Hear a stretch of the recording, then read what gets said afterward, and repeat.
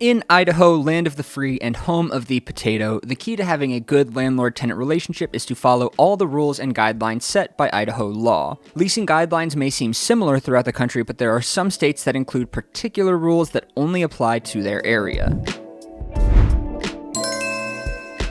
And this goes for landlords and tenants. Just as it's important for landlords to know their rights and rules that they must follow, it is equally as important for tenants to know their rights and what rules they have to follow. Keep in mind, I am not a lawyer. If you have specific doubts about a case in your area, you may want to seek legal advice from an expert.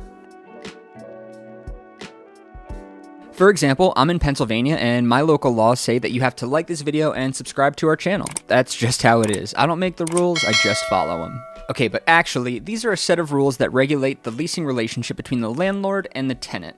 Some of these rules are already imposed by Idaho law, whereas other additional clauses may be included by the landlord to fit their leasing needs. Let's talk about lease agreements. In the state of Idaho, a lease agreement must be written if the lease is longer than 1 year. However, it's always recommended by property management experts to include a written lease to avoid legal problems in the future. Generally, a lease agreement should include the following information just as a foundation of the document: information about the landlord and the tenant, description of the leased property, subleasing terms if applicable, the duration of the lease, the rent cost, late fees, grace periods, things of that nature, security deposit clauses, and the person responsible for repairs and maintenance jobs. Remember that Idaho landlords are allowed to include as many extra clauses as they need, as long as they're compliant with the Idaho Code.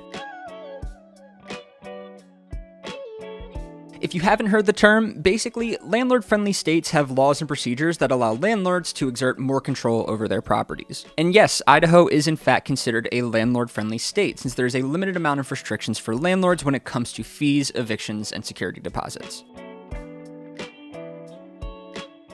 Well, according to Idaho law, there is a set of rights and obligations that come with every tenancy agreement. These terms must be followed at all times to promote a healthy relationship between all parties involved. Idaho landlords have the legal right to collect rent when it's due, maintain the property in good repair, and use the security deposit to cover damages that exceed normal wear and tear. As far as responsibilities go, the landlord must keep their property compliant with regular housing parameters in Ohio. Additionally, they have to provide any requested repairs within a 3-day notice. Tenants in Idaho also have a set of guidelines that they have to comply with during their tenancy. It's important to note that the tenant must agree on these terms before signing the lease, and from that point on, they're responsible for keeping everything in good condition.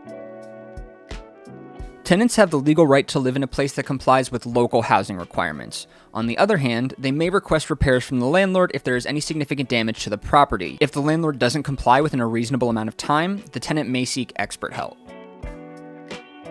The Idaho tenant has an obligation to follow these guidelines: pay rent on time, keep the property in good condition, do not disturb other tenants or neighbors, and make small repairs if needed. The following is a list of general clauses that Idaho landlords must include in their written lease to promote a healthy leasing relationship that complies with state laws. All of these clauses are thoroughly explained in the Idaho Code Statute 55-301 through 55-308. Now, there aren't many regulations as to what landlords need to do for rent payments. Overall, they can charge any amount of rent that they consider appropriate, since the state of Idaho doesn't impose any rent control laws. As well, it's important to know that landlords in Idaho can increase rent really as much as they want.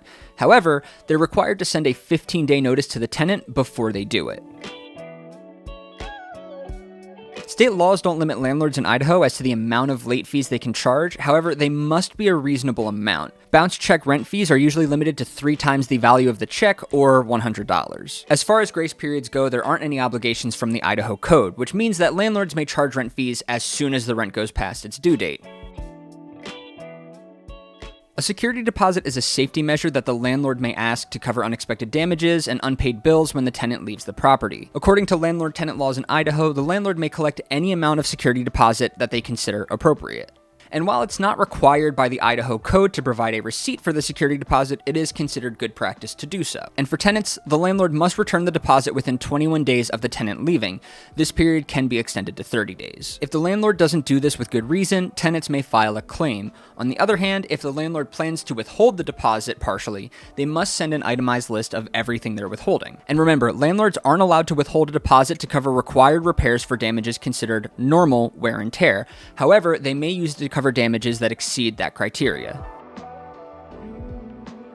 When it comes to lease termination in Idaho, notice should be sent by tenants depending on the type of lease they have. Here's an overview of the minimum notice required in each case. This doesn't apply to weekly leases. A monthly lease requires 1 month of notice, a quarterly lease is non-applicable, and a yearly lease requires 1 month of notice. Alternatively, tenants can break the lease before it ends in the following cases: active military duty, landlord harassment, early termination clauses, or unacceptable living conditions. As for evictions, landlords have the right to evict a tenant for any of the following reasons: a breach of the lease, which requires 3 days notice of eviction or a payment, criminal activity, which requires 3 days notice of eviction or curing, or non-payment of rent, which requires 24 hours notice of eviction. Landlords must give at-will tenants 30 days of written notice before they get evicted from the property. However, fixed-term tenants may not receive any kind of eviction notice if the landlord doesn't consider it necessary. According to the Idaho Human Rights Commission and the Fair Housing Act, landlords must not discriminate against their tenant based on familial status, color, race, national origin, religion, or disability. If the tenant feels like they have become a victim of housing discrimination in Idaho, they can file a complaint online. A small claims court in this state can hear rent-related cases with a value of $5,000 or less. Keep in mind that these courts do not handle eviction cases. Yes, the landlord is required to provide information on all parties involved in the rental agreement. This includes names and addresses. If the tenant plans to adjust the lease to include another person, they must give advance notice.